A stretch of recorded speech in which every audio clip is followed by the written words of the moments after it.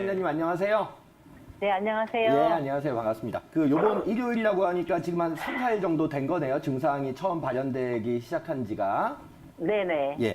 응급실까지도 가시고 이렇게 그러니까 소변에 피도 이렇게 섞여 나오시는 걸 또 눈으로 또 보시는 상황이면 굉장히 많이들 놀라시는데 이렇게 좀 진정된 마음은 좀 가라앉으셨나 모르겠어요. 요번에 또 신우신염인지 여부에 대해서 지금 또 판단을 기다리고 있는 검사 결과를 기다리고 있는 상황이니까 더 좀 조심조심하는 그런 마음도 있으실 것 같아서 전화도 주셨다고 일단 생각이 되어집니다. 네. 방광염 제가 봤을 때는 이제 급성 방광염의 전형적인 어떤 양상 패턴이신데 이전에도 혹시 방광염 진단 받으신 적 가볍게라도 받으신 적 있으셨을까요? 없었어요. 처음 받으셨던 거고요. 네네. 스트레스를 좀 많이 받아가지고 좀 이렇게 전체적으로 피곤함이 굉장히 좀 가중된 상황에서 이런 이제 염증 반응이 굉장히 잘 드러나고 특히나 뭐 이렇게 중년 여성분들 포함해서 좀 이렇게 어린 여성분들도 마찬가지로 마치 감기와도 같이 이게 여성분들 같은 경우 요도가 굉장히 이렇게 짧기 때문에 또 이제 이렇게 염증이 잘 번식하기 쉬운 그런 이제 생식기하고 이렇게 좀 가까운 그런 위치에 이제 소변과 연관된 그런 생식기, 그러니까 배뇨기관이 자리하고 있기 때문에 해부학적으로도 염증 반응이 굉장히 잘 파급이 되고요.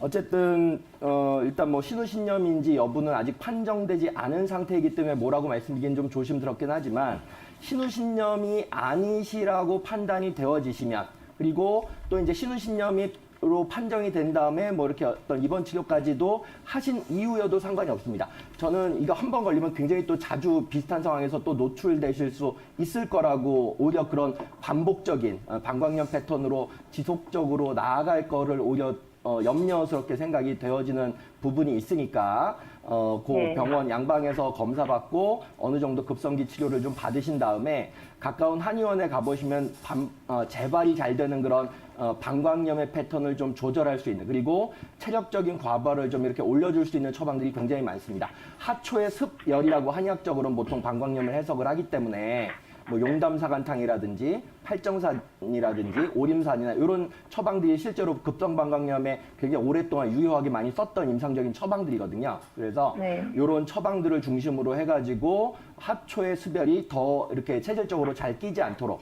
반복적으로 더 이렇게 발현되지 않도록 좀 이렇게 주의 관리를 좀 하시는 게 좋겠다. 이렇게 정리를 해서 말씀을 드려볼 수 있을 것 같습니다.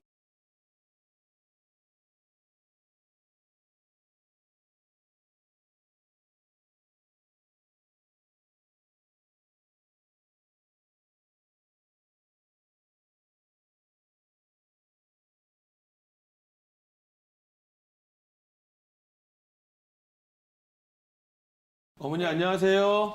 네네. 네, 어머니 땀이 뒷목 쪽에서 난 시기가 어느 정도부터 예. 되셨나요? 얼마나 되셨어요? 얼굴하고, 예? 얼굴하고. 뭐, 뒷머리하고 얼굴에서 제일 많이 흘러요. 네, 그러니까 뒷머리하고 얼굴에서 흐르시는 게 기간적으로 언제부터 그렇게 좀 느끼기에 좀 심해지셨다는 느낌이 있으신가요? 네, 한 5년 정도서부터 그런 것 같은데. 그러면 좀 대략 더 들어간 것 70대 같아요. 초반부터 그러신 거네요. 네? 70대 초반. 지금 75세시라고 하셨으니까 한 70살 초반서부터 예. 그러신 거잖아요. 예, 예. 네. 어머니 지금은 한 몸무게 어느 정도 나가세요? 56kg예요. 56kg. 예. 잠은 평소에 잘 주무시나요? 잘 잘 때는 잘 자고, 못 잘 때는 못 자고 그래요. 뭐 평소에 이렇게 수면 유도제라든가 이런 뭐 신경 안정제를 드시는 거나 그런 것들은 없으세요? 그런 건 안 먹어요. 그런 건 안 드시고 네. 뭐 그냥 하루 종일 중에서 특별히 그냥 네. 시도 때도 없이 계속 땀이 많이 나시는 편이에요? 아니면 뭐 긴장을 한다거나 아니면 밥을 먹고 난다거나 뭐 어떤 특별한 시간이 있을 때 땀이 많이 나시는 편이세요? 시간이 아니라 몸을 움직이면 그렇게 땀이 난다니까요. 몸이만 움직이면 예. 예. 우선 그럼 제가 말씀을 좀 드릴게요. 물론 이제 정확한 거는 네. 정확하게 이제 어머니를 좀 뵙고 진맥을 보거나 진찰을 좀 해보고 설명을 드리는 게 맞는데 뭐 시간적인 네. 제약상 제가 말씀을 드리면 우선 네. 이 땀이라고 하는 부분들 특히 이제 이 땀이라고 하는 부분들이 내가 가만히 있는데도 조금만 움직여도 이렇게 도둑놈 땀처럼 나는 땀을 한의학에서는 도환증이라고 합니다. 이 예, 도환증이라고 하는데 이 도환증이 생기는 원인들이 여러 가지 원인들이 있을 수가 있어요. 근데 대부분 연세가 드시면서 생기는 도환증의 원인들은 어떤 거라고 보면 되냐면 기력이 좀 떨어지면, 체력이 떨어지면 원래 이 땀구멍이라고 하는 부분이 우리 몸의 체온의 항상성을 유지하기 위해서 온도가 좀 올라가면 살짝 열어서 좀 땀을 내주고, 온도가 좀 떨어지면 땀구멍을 딱 막아서 온도가 떨어지지 않게 해주는 이런 작용들을 해줘야 되는데, 기력이 떨어지면 이 땀구멍이 죄다 스물스물 열립니다. 그 스물스물 열리면서 특히 우리 몸 중에서 양기, 지금 열이 제일 많이 몰리는 부분이 이 뒷목, 얼굴 쪽으로 많이 몰리기 때문에 땀이 나도 유난히 얼굴과 뒷목 쪽에서 나시게 되는 거예요. 그래서 우선은 제가 다른 것들은 뭐 지금 시간적인 부분들이 있기 때문에 어머니한테 하나 좀 팁을 드리면, 한약재들 중에서 이 피부가 이렇게 기운이 딸리면서 피부가 열려서 자꾸 땀이 이렇게 스물스물 빠져나오는 때 이 피부를 틀어막아주는 고표작용이 있는 대표적인 약재가 환기입니다. 환기. 이 환기라고 하는 약재를, 그래서 우리 여름철에 날씨가 더워서 땀을 많이 흘리는 사람들이 우리 삼계탕에다 환기를 집어넣어서 이렇게 해서 끓여 드시면 땀을 좀 이렇게 좀 덜 나게 해주는 그런 이열치열하는 방법을 쓰는 것 마찬가지로, 제가 어머니한테 좀 권해드리고 싶은 것들 중에 첫 번째는 반드시 환기를 조금 달여서 좀 차처럼 드시거나, 그 다음에 위쪽에 있는 열들을 좀 내릴 수 있는 방법 중에 그냥 일상생활에서 제일 좋은 방법 중에 하나가 뭐냐면, 매일 주무시기 전에 한 10분에서 15분 정도 세수대에다가 한 40도에서 42도 정도 해당되는 미온수, 조금 더 따뜻한 물을 좀 담으셔가지고요. 족욕을 발목까지만 한 10분 정도씩 매일 한번 해보세요, 어머니. 우선 족욕하고 환기를 달인 차를 좀 다 드셔보시고, 그러고선도 좀 안 된다 그러면 가까운 한의원에 가셔서, 아마 제가 봤을 땐 좀 연세가 있을 거여서 결국 어르신들이 땀이 좀 많이 나는 원인들을 크게 보면 기운이 좀 딸리거나 아니면 좀 신경을 쓰는 일이 많으시면서 잠을 좀 잘 못 주무셔서 땀을 나는 경우들이 좀 많기 때문에 정확한 좀 진찰을 받으시고, 그거에 따라서 뭐 침 치료나 뜸 치료를 받는다거나 한약 치료를 좀 받으시면 분명히 좀 도움이 되실 거라고 생각이 됩니다. 그리고 이 상기생은 그 이제 한의원에서는 그 뭐 독활 기생탕 이렇게 얘기를 하면서 허리가 아프시거나 무릎이 아프신 이렇게 관절통이나 신경통 환자들한테도 많이 쓰고요. 두 번째는 아까 우리 이모사 먼저 말씀해 주셨지만, 임산부들 중에서 이 태동이 불안하면서 약간 임신 중에 하혈을 한다거나 이런 분들한테서 그런 부분들을 좀 개선시키고 완화시킬 때 상기생을 쓰기도 합니다. 또 특히 이 상기생 자체가 이 산모들한테 꾸준하게 쓰다 보면 젖을 좀 잘 나오게 하는 효과들도 있기 때문에, 산모들이 이렇게 아기를 놓고 나서 좀 젖이 잘 안 돌 때 여러 가지 약재들과 배후해서 이렇게 이제 이 상기생을 써서 젖을 좀 돌게 하는 데도 좀 도움을 주게 할 수 있고요. 또 상기생 자체가 아까 전에 말씀드린 대로 혈압 강화하는 효과들도 있고, 또 이뇨 성분들이 좀 이뇨제 역할들을 좀 하기 때문에 우리 몸에서 혈압이 좀 높을 때, 또 특히 최근에는 이 상기생을 항암 환자들한테도 많이 씁니다. 이 이제 면역력을 좀 증강시키면서 암세포에 억제들을 하는데 좀 도움이 되는 논문들이 많이 보고가 되고 있어서, 이 겨우살이나 와송 이런 약재들을 이 항암 치료를 하는데 좀 많이 쓰기 때문에 이렇게 한의원에서는 여러 가지 방면에서 응용을 하고 있고요. 특히 이 상기생은 이 거풍습, 몸에 습이 많은 사람들한테 쓰는 약재이기 때문에 몸이 너무 좋아하신 분들이 쓰면 요 약재가 조금 부작용을 일으키는 경우들이 있습니다. 그래서 몸에 습이 좀 많아서 정체되신 분한테 통증이 있는 경우들에는 쓰는 것들이 적절한데, 몸이 너무 건조해지고 몸이 이렇게 말라 있는 분들한테 상기생을 너무 과다 복용을 하면 문제들이 되는 경우들이 있기 때문에 반드시 전문가의 진찰들을 통해서 사용하시는 게 바람직하다고 생각이 됩니다.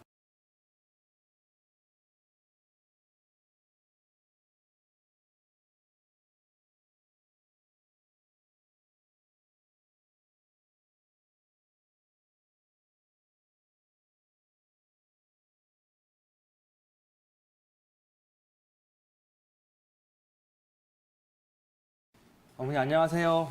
예, 안녕하세요. 그 적시는 자리가 가슴팍인가요? 옷에 물을 적셔야 된다 정도로 화병으로 답답하다는 말씀하신 걸 제가 이해를 하고 있는데 맞죠? 예, 물을 뿌리는 데가 답답한 게 아니고요. 네네 처음에는 초창기에는 네 25년 전에 초창기에는 가슴이 답답하고 그런 증상이 있더라고요. 예. 있는데 그 어떤 사람이 그 산에 나오는 삼 있잖아요. 삼. 산삼요? 산삼? 예. 예. 그날 내가 마우라를 딱 하고 갔는데 예.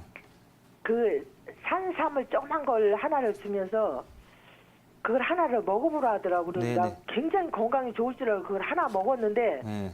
그날 모임의 날 그 저기 마우라를 하고 나갔는데 그 이튿날부터 못해요. 더워서. 그 가슴에 있던 것이 목 뒤로 올라와가지고 예. 이건 너무 이거 옷 입고 다니는 게 너무 힘들어요. 그러니까 여기 목 뒤쪽이 뜨겁다는 얘기신 거잖아요. 예, 근데 목 뒤뿐만 아니에요. 예. 그거 먹은 이후로부터 전체가 다 머리가 더 뜨겁거나 그런 게 아니고 그냥 머리는 당연히 뜨겁죠. 열이 위로 올라가니까. 그러니까요. 예.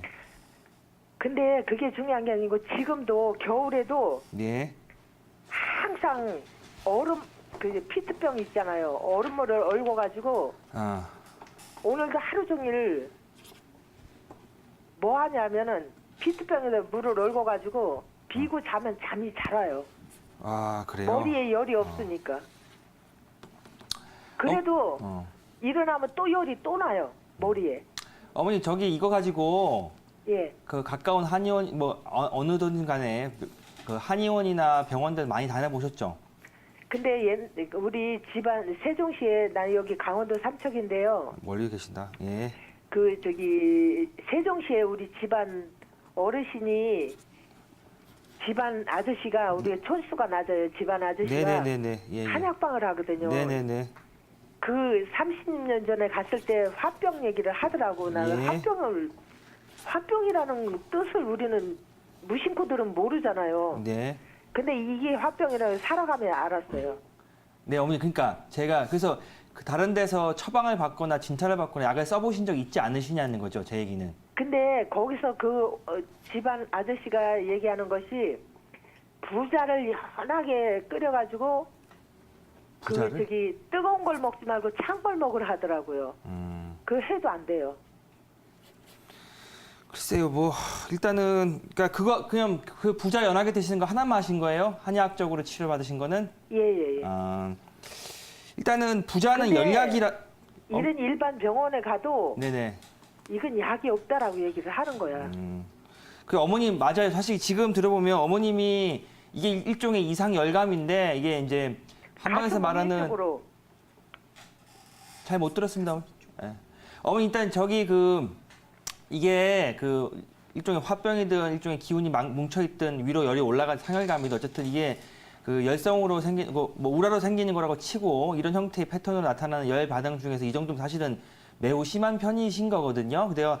게다가 이제 이환된 기간도 지금 65세인데 25년이면 거의 뭐 아주 오래된 세월 동안 하신 건데 일단은 모르겠습니다. 부자를 연하게 드신 형태의 패턴은 이게 이제 그 한약방 하시는 어르신께서 뭐 진한 가열로 본 형태이지 않는가 싶은데 제가 보기에는 진짜 실제적인 열이 안에 있는 경우인 걸로 판단이 돼서 부자를 아마 연하게 드신 거는 크게 효과를 못 보지 않으셨는가 하는 생각이 좀 없지 않아 들고요. 이게 지금 제가 보기에는 그냥 막혀있는 형태의 패턴에서 그걸 좀 연하게 뚫어주는 형식으로 진료를 하기에도 열이 너무 많이 올라온 형태라서 그냥 지금 전화상으로 제가 가볍게 말씀드리기에는 조금 부족함이 없지 않을까 싶긴 합니다. 근데 그럼에도 불구하고 만약에 정말 이게 그 가슴에 우라가 심해진 형태의 패턴으로 머리 위로 치받아 올라가는 화병 개념으로 생긴 열이 맞다면 한의원에서 정말 제대로 된 처방으로 가슴을 열을 좀 뚫어주면서 위로 올라간 열을 내려주는 형태의 처방을 받아서 치료를 받는 게 어떻겠는가 싶고요.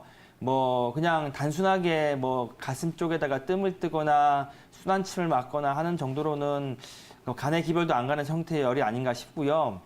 산삼을 먹었더니 그 가슴에 있는 어떤 답답함이 머리로 올라갔다는 거는 그게 아마 그 삼이 아마 효과가 좋은 삼은 맞는 것 같은데 어머님 상태가 가슴에 울열이 있는 상태에서 삼이 들어가고 오히려 열을 풀어주는 게 아니라 그냥 그대로 위로 끌고 올라가서 생긴 문제 같거든요. 그래서 지금 보기에는 기간도 기간이고 중간에 더 병을 증폭시켰던 것까지 있지 않나 싶어서 말씀하신 대로 좀 어려운 형태의 패턴이라 지금 뭐 전화상으로 그 말씀만 듣고 간단히 말씀드리기 힘듭니다만 이런 경우 어차피 양방병원 가셔도 크게 뭐 방법이 없다는 말씀 듣고 하셨던 것 같으니까 그럴수록 한번 좀 가까운 한의원 가셔갖고 조금 가까운 한의원이라기보다는 조금 약간 이 신경정신과나 또는 뭐 가슴의 화기를 풀어주는 형태의 패턴으로 좀 유명한 곳을 한번 찾아가 보셔서 한번 정밀하게 진단 받아보시고 열을 좀 내릴 수 있으면서 가슴을 풀어주는 처방을 받아보시면 어떻겠느냐 생각이 듭니다.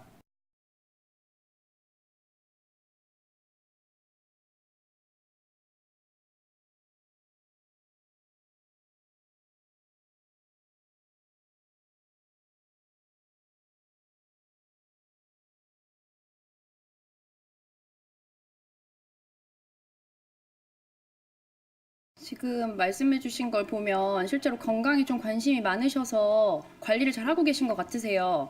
드시고 네. 계신 것도 맞고. 그래서 제가 일단은 위축성 위염이랑 장상피화생에 대해 설명을 좀 드린 다음에 지금 드시고 네. 계신 음식들이 과연 잘 드시고 계신지 그거에 대한 궁금증도 좀 풀어드리고 또 추천드릴 예. 수 있는 것도 있으면 좀 같이 추천을 더 드리려고 예, 예. 합니다. 일단 장상피화생 같은 경우는 참 이름이 어렵기는 한데 장상피화생이라는 게 위에 있어야 되는 세포들이 다 죽고 거꾸로 장, 위아래에 있는 대장이나 소장에 있는 세포들이 그 자리를 차지해서 위가 네. 하는 역할을 잘 하지 못하는 데에서 이름이 나온 거고요. 이거랑 네. 비슷하게 대부분의 분들은 둘 다 이름이 잘 들어보기 어려운 거라서 위축성 위염이라고 지금 말씀해 주신 지금 겪고 계시는 위축성 위염이라는 건 위에는 실제로 여러 가지 세포들이 다양한 층을 이루어서 있는데 이 층이 얇아져서 제 역할을 못하고 있는 거를 말해요. 위축성 위염이라는 게. 예. 그래서 위 점막이 튼튼해야 위가 해야 되는 일, 예를 들면 소화도 시켜주고 외부에서 네. 들어오는 나쁜 균도 막아줘야 되는데 이런 세포층이 좀 얇아지다 보면 해야 되는 일은 못하고 그래서 뭐 소화 요소가 좀 적게 나와서 소화가 잘 안 된다든지 근데 관리를 잘 하고 계셔서 소화는 잘 되시는 것 같으세요. 아까 말씀해 주신 거 보면 예, 밥도 잘 먹어요. 식사도 잘 하고 계시는데 살이 아무래도 좀 안 찌는 게 좀 고민이 네. 되셔서 그래서 일단은 위축성 위염 같은 경우는 정상세포가 좀 남아있기 때문에 이것들을 관리를 잘 해주셔야 되는 게 우선이고요. 그 다음에 잘 남아있는 세포들이 다른 층에까지 두터워질 수 있도록 관리를 해주시는 게 필요해요. 일단 장상피 화생은 지나갔으니까 그거에 대한 이야기는 좀 빼고요. 지금 네. 아까 드신다고 말씀하신 게 막가루랑 양배추였나요? 아니 막과라고 홍화시가라고 울금을 홍화시가루하고 섞어서 울금도 드시고 그 요구르트에다가 네, 요구르트에다 아침에 같이 한번 드시고 먹어요. 딱한 계시는 번. 요즘 양배추즙은 방송에서도 위에 좋다고 말을 많이 해서 드시는 분들이 많으신데 실제로 이거는 위가 보호해주는 비타민들이 많기 때문에 양배추즙은 하루에 한두 번씩 챙겨 드시는 거는 좋은 게 맞고요. 예. 막가루 같은 경우에는 위를 보호해주는 성분들도 있지만 소화를 도와주는 요소들도 있어서 마도 뭐 우유라든지 요구르트에 갈아서 지금 드시고 계시는 것처럼 드셔주시는 것도 도움이 될 것 같고요. 거기다 홍화시하고 울금과 섞어서 먹으면 괜찮나요? 특별히 드시는 이유가 주변에서 좀 권유를 받으셨나요? 아니 제가 그 골다공증이 좀 있어가지고 막 이것저것 먹기가 불편 한꺼번에 섞어 먹어버리면 한 번에 먹으면 좋을 것 같아서 그래서 귀찮아서 한 번에 먹어버리거든요. 아, 그러셨구나. 근데 보통 위축성 위염이나 장상피 화생으로 가기 전에 좀 만성 위염이 지속되는 분들이 계세요. 근데 네네. 보통 만성 위염이 있으면 비타민들이 위나 장에서 흡수돼야 되는 것들이 못 되기 때문에 뼈를 네. 합성을 잘 해주고 뼈를 튼튼하게 만들어줘야 되는 골다공증 이게 유발이 될 수가 있거든요. 그래서 제 네. 생각에는 골다공증이라는 것도 아주 위나 장의 상태와 떨어져서 생각해 볼 수는 없는 것 같고요. 그렇기 때문에 그런 이유로 홍화랑 뭐 울금식 같이 드시는 것은 괜찮지만 어느 정도 음식은 약이 아니라 좀 부족한 것을 채워주는 것이기 때문에 너무 치우치지 않고 적당하게 드시는 것이 좋을 것 같습니다. 예, 이거 하루에 한 번 먹어요? 한 번? 한두 번 정도 드시는 건 괜찮을 것 같아요. 그다음에 제가 혀에 그 백태가 좀 껴가지고 네. 그 질경이 심하다고 감립을 이렇게 또 해서 하루에 한 3장 정도 마시거든요. 그것도 네. 괜찮나요? 일단 그 음식을 드시는 것보다 이전에 보통 위축성 위염이나 장상피 화생 이런 만성 위염 있으신 분들은 헬리코박터균이 가지고 계시는 경우가 좀 많아요. 예, 근데 옛날에 제가 그 약을 네. 했어요. 한번 먹어가지고. 아, 제균제 드셔가지고 제균제를 먹어서 없어지셨어요? 10달 정도 먹어갖고. 그래서 이제 위 상태가 좀 안 좋은 경우에 안에서 올라온 탁기가 혀에 좀 백태로 남아있는 경우가 많아서 제 생각에는 음식을 드시는 것도 좋지만 좀 가까운 병원, 한의원 가셔서 실제 위 상태가 어떤지 한번 판단, 진찰 받아보신 다음에 치료 받으시고 괜찮다는 아니, 제가 결론. 치료 많이 받았는데. 네.